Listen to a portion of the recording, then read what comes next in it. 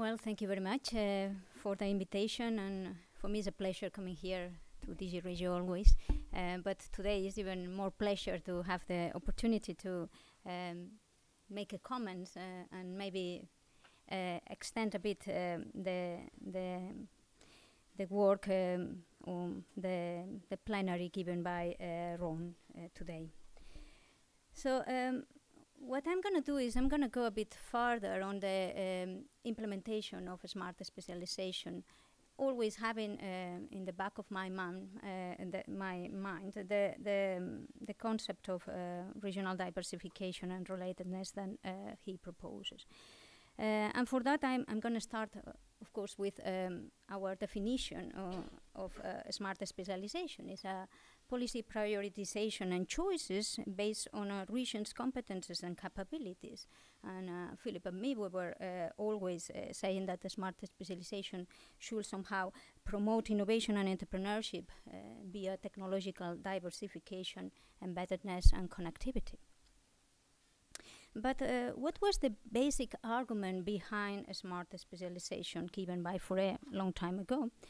Well, it was that policy resources must be prioritized on those activities, technologies, or sectors. So we are going a bit, let's say, more broader type of thinking on regional industrial diversification, not that technological, let's say, hardcore that in some cases some of your indicators are pointing.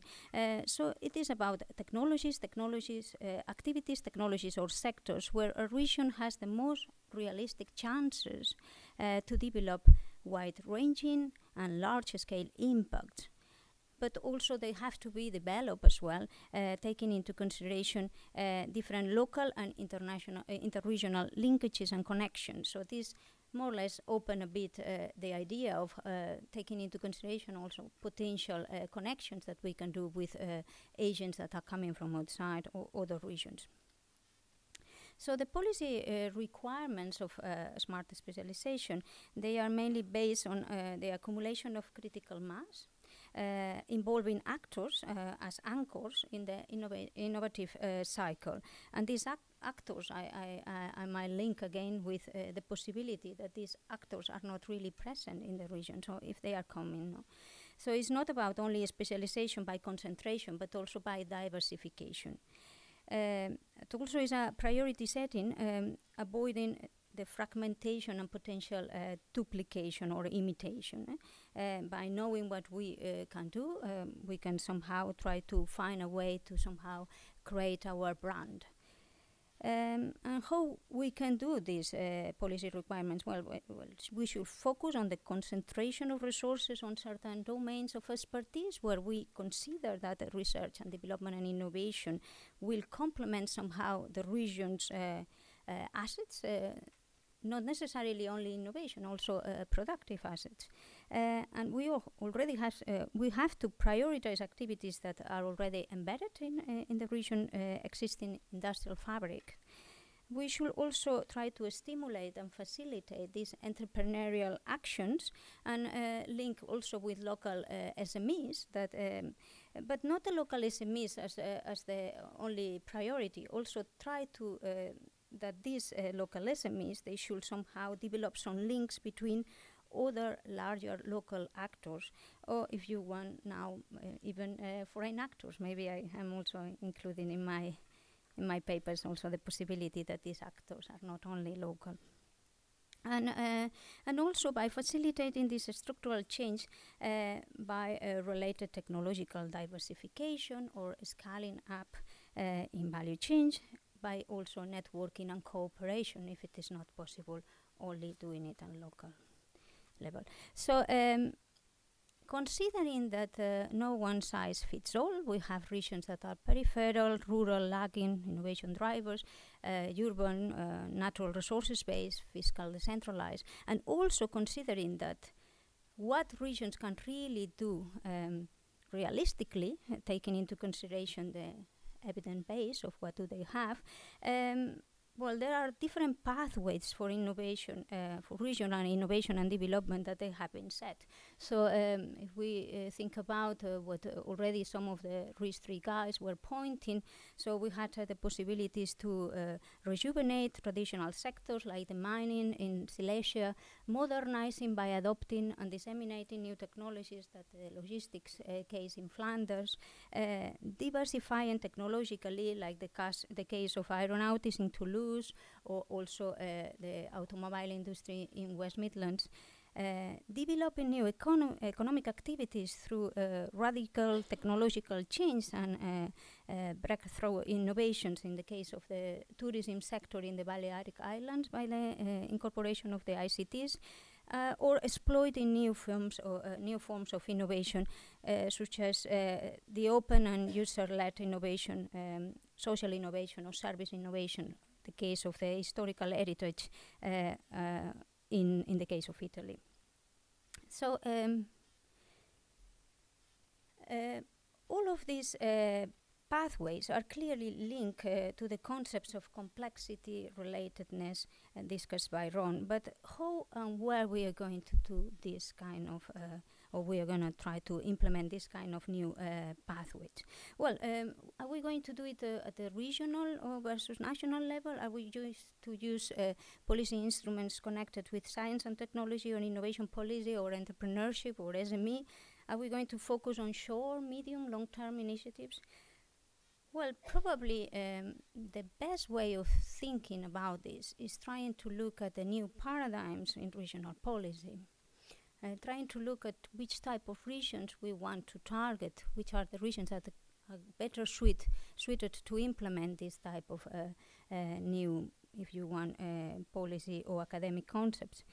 And at the end, I'm going to finish with the first evidence that we have found in the RIS3 process connected with the concept of related and related variety. So what we want is somehow trying to move from regions that they have low complexity into regions that they have high complexity. And of course, in this case, they will have higher benefits, but the risk will be lower in terms of. We also would like to move regions that they have low relatedness to regions that they have higher relatedness, and maybe also regions that they have low complexity into regions that they are more related, but they are still in their level of complexity low, because it's the most difficult part to move from low to high technology. No? So as I said before, there is the new paradigm of regional policy, and if you think about this new paradigm, it's somehow better suited for this type of industrial relatedness argument. So the objective of this new paradigm is tapping the underuse potential in all regions with a unit of intervention that is farther from the only administrative units, because if we are talking about technologies, or we are talking about knowledge, or we are talking about activities, they somehow, in some cases, they might be farther away from the pure administrative units.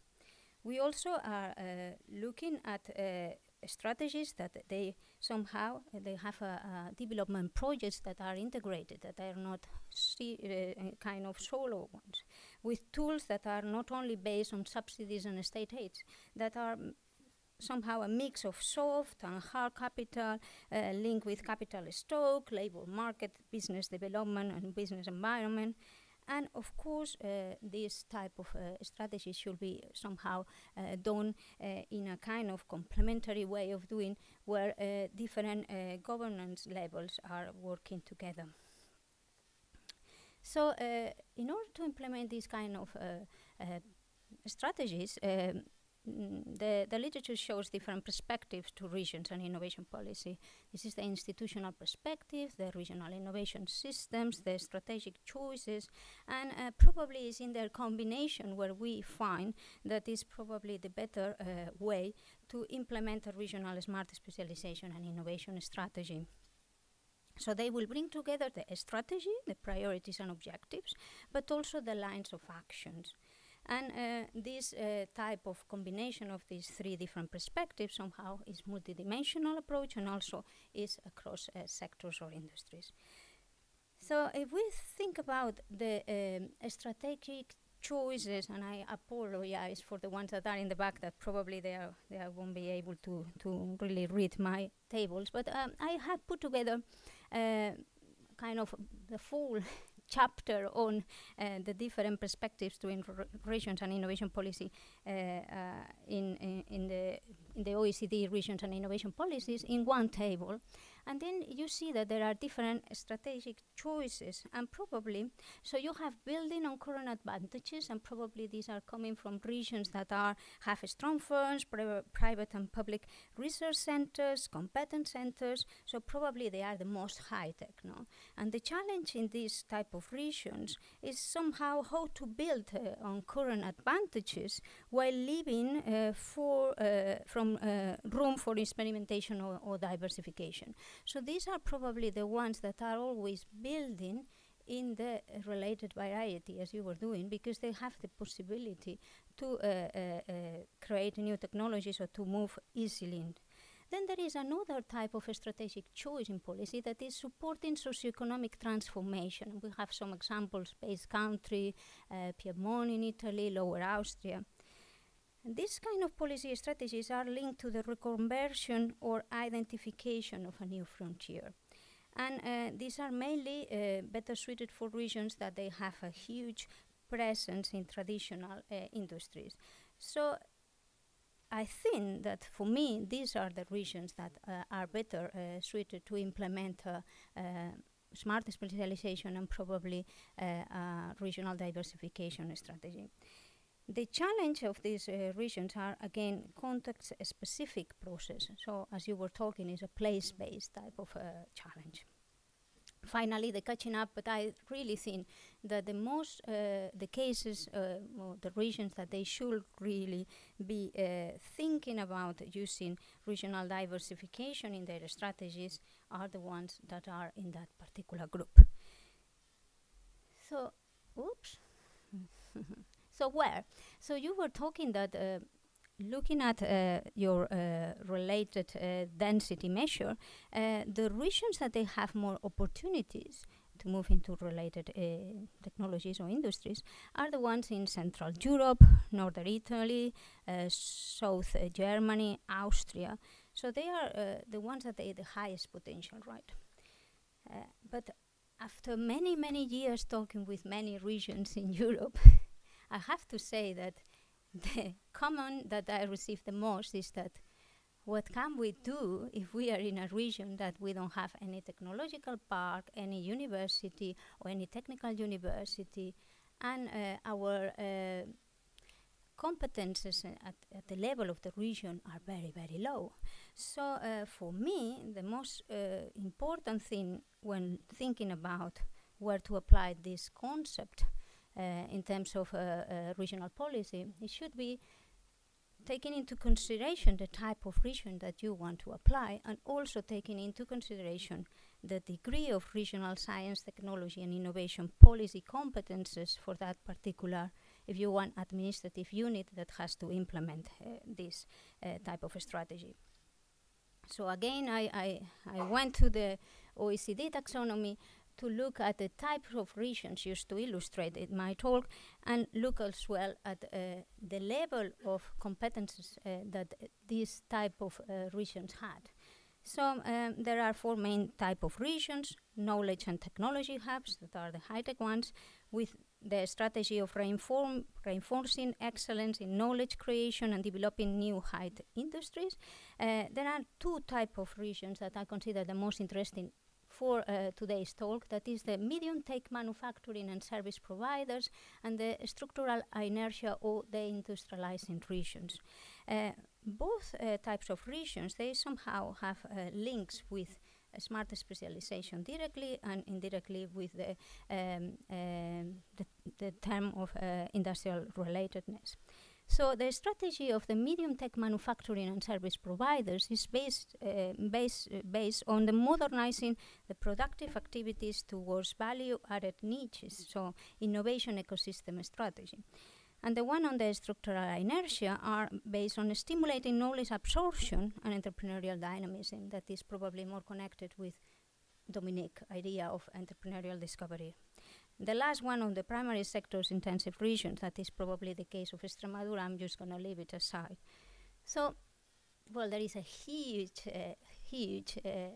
things that each type of region can do, but they change taking into consideration the level of competences that they have. So if we think about regions that they are focused on medium tech manufacturing and service providers, that they have a high level of regional competences in science, technology, and innovation policy, they can implement science industry linkages like personal exchange and placement schemes, technology advisory services, technology diffusion. They can also promote innovation startups because they have competences to create business angel networks, mentoring schemes, regional seed and venture capital funds. The ones with low, they will have to go for a strategy that is purely based on local, let's say, local activities that they really know that they can somehow support. So if you think about, they can look for the non-traded sectors and look at the and try to support the concentration of regional action in these particular sectors, or support innovation in services or cultural industries, or kind of a small-scale cluster support with an orientation towards connection to global networks, because they really know the actors that are there. In the case of structural inertia, again, if you have high competencies on science, technology, and innovation policy, you can really focus on the education and training of activities in firms, while if you don't have, you might have to orient polytechnics into new qualifications, or something that slightly you can implement, but in a more smaller scale, and maybe without any legislative power.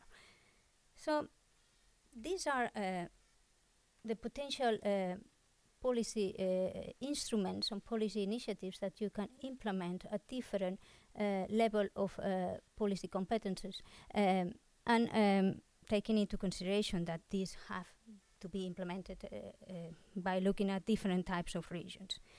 So it is interesting because I found another example of Rhone Alps that you were also talking about, and this region exploited traditional skills and market knowledge in textile industries and knowledge base in chemistry and engineering technologies to develop the textile technical sector. So now is on the other, let's say on the other side, Italian regions that they didn't have this knowledge or technological competences, they were looking at how to promote the agro-food industry by looking at production, consumption, distribution, and training in the food sector with the focus on ethical and value-led behavior. So it was somehow leaving the technicalities or the innovation kind of core argument of the complexity and related diversification.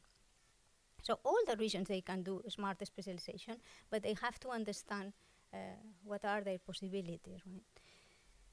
So looking at finally to the implementation and the design of the RISD process, we see that there are a lot of evidence now coming, and we can see that the smart specialization platform allows an assessment wheel for the regional innovation and smart specialization strategies, and the regions, they can somehow see where they can position themselves and taking into consideration the strategy.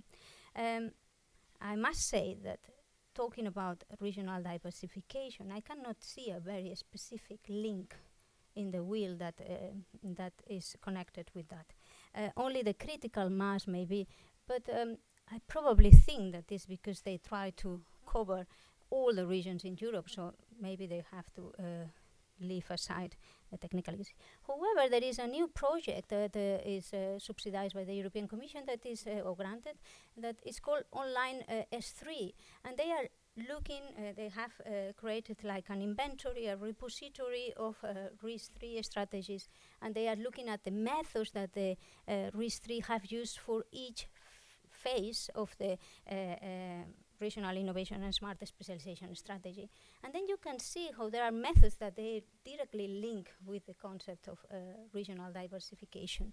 So benchmarking, regional scientific and production profiles in the complexity side, specialization indexes for the case of the analysis of context, Delphi and foresight, in the priority setting, the related variety analysis. So it's interesting, maybe you find interesting also to look at this. Well, in some papers with Philip McCann, we have been looking at the benchmarking tools that are available nowadays for all the regions to somehow benchmark their innovation capabilities. So you can have a look at them. And also with the use of the tool that is called I at RIS3, offered by the Smart Specialization platform at the ERSA, you can really see how are the priorities that the regions they have chosen. So you can go through and you can, it's time consuming, but we managed to find a way to look at all the countries and regions that they were focusing a particular EU priority and sub-priority, and somehow give an indication of what is the future specialization of the regions in Europe by looking at the RIS3 strategies. I have to say that using this technique, it was very nice. You have a mapping of the research and innovation capabilities, so you can really look at the capabilities and also business areas and target markets in terms of agriculture, and then look at the subcategories in terms of if they look at forestry, or in terms of energy production and distribution, if they look at power generation. So it was interesting. However, some of the regions say to me that because it has not been an update, many of this information, it was provided at the beginning of the process, and when they were really starting to finishing the RIS3 strategies with sometimes the regional parliament had to somehow accept them. They were slightly changes, okay? So this is a good overview, but some of the subcategories, they might slightly change nowadays after the implementation period. And this is coming from the Stairway to Excellence project that is for all the countries, the EU 13, and is also focusing as well in the sector, so if you want, in the big kind of industries that they have prioritized in their smart specialization strategies. So now I'm going to conclude. And well, the early stage experience of the RIS3 implementation suggests that the benefits of the RIS3 tend to be multidimensional, and probably they tend to be, rather than purely technological and research oriented, also involving kind of governance dimensions and institutional process. The relevant domains that the regions have taken are now activities, tasks, or specific technological functions instead of sectors or industries. And the RIS3 should be understood as a process, as an ongoing process, and it should not be only based on a document, just on a strategy. So we have seen that the process of the RIS3 has been very hard for many regions, in particular, well, in strong regions with a kind of robust institutional and governance system, it has been good for resharpening and defining, redefining existing practices, while in other regions, such as in the Southern European regions, in particular in the case of Spain, we have seen that it has really led to a real progress. And I have to say that in many cases it's because the national government has really been the catalyst also for this change, and so has created a kind of conditions to make the regions to cooperate and move together in the process of implementing and designing the strategies.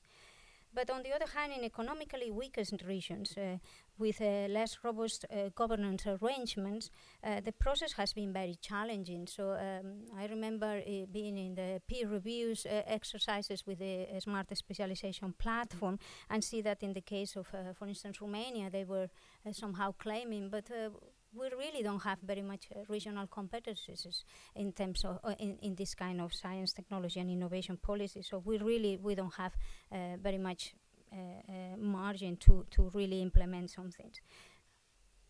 So for the future, probably increasing outward orientation and global engagement, probably it will be good for a smart specialization, in particular to exploit the potential opportunities with the Eastern European countries and the FDI linkages, so what Ron was commenting at the end of his talk.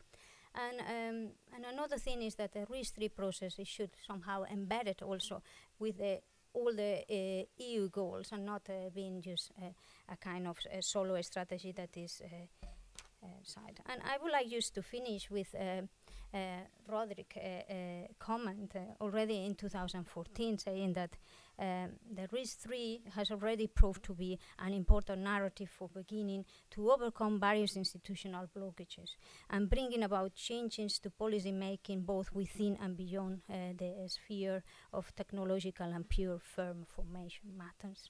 So thank you very much.